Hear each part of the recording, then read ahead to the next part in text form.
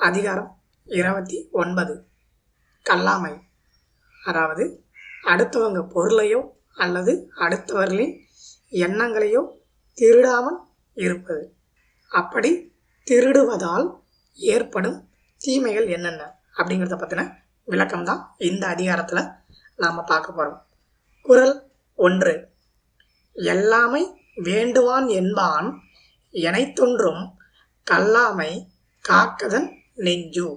அதாவது அடுத்தவர் நம்மை இகழக்கூடாது என்று எண்ணுபவன் அடுத்தவர்க்கு உரிய எந்த பொருளையும் மனதால் கூட திருட நினைக்க கூடாது என்பதே இந்த குறளுக்கான விளக்கம்.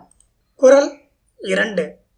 உள்ளத்தால் உள்ளலும் தீதே பிறன் பொருளை கள்ளத்தால் கல்வேப் எனல். விளக்கம்.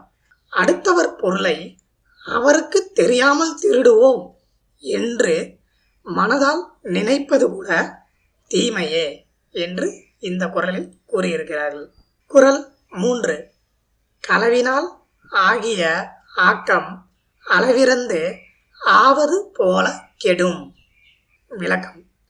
திருடுவதால் வரும் செல்வம் பெருகுவது போல தோன்றி விரைவில் அழியும். அடுத்தவங்க பொருளை நாம் திருடி சேர்த்தோம்னா நம்மக்கிட்ட நிறைய பணம் சேர்ற மாதிரியே தெரியும், ஆனால் திடீர்னு ஒரு நாள் மொத்தமாக காணாமல் போயிடும் அப்படிங்கிறது தான் இந்த குறளுக்கான விளக்கம். குறள் 4.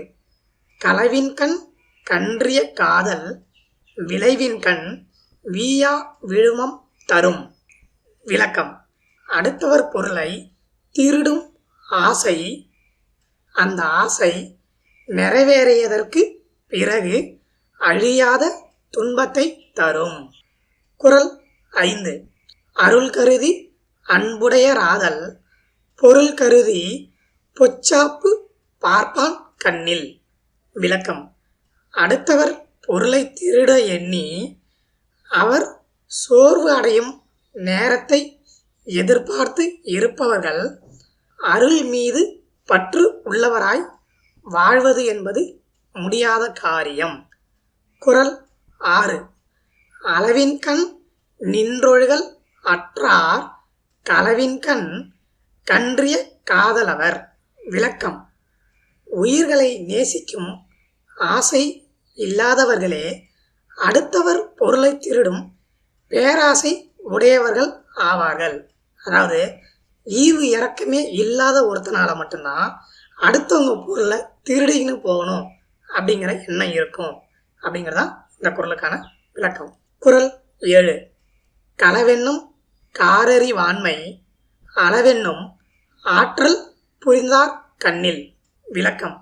உயிர்களை நேசிக்கும் ஆசை கொண்டவர்களிடம் அடுத்தவர் பொருளை திருடும் இருண்ட அறிவு இருக்காது. குறள் 8.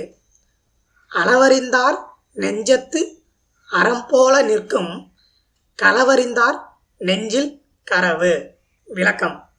உயிர்களை நேசிக்கும் உள்ளத்துள் அறம் நிலைத்து இருப்பது போல அடுத்தவர் பொருளை திருட எண்ணுபவன் உள்ளத்துள் வஞ்சகம் என்றும் நிலை கொண்டு இருக்கும். குறள் 9. அளவல்ல செய்தாங்கே வீவர் களவல்ல மற்றைய தேற்றாதவர். விளக்கம். அடுத்தவர் பொருளை திருடுவதை தவிர வேறொன்றும் தெரியாதவர் தகுதி இல்லாத அந்த செயல்களாலேயே அழிந்து போவார்கள் என்பதே இந்த குறளுக்கான விளக்கம். குறள் 10. கல்வார்க்கு தள்ளும் உயிர்நிலை கல்லார்க்கு தள்ளாது புத்தேல் உலகு. விளக்கம். திருடுபவரை அவரது உயிரும் வெறுக்கும், அதுவே திருடாதவர்களையோ தேவர் உலகம் கூட வெறுக்காது என்பதே இந்த குறளுக்கான விளக்கம்.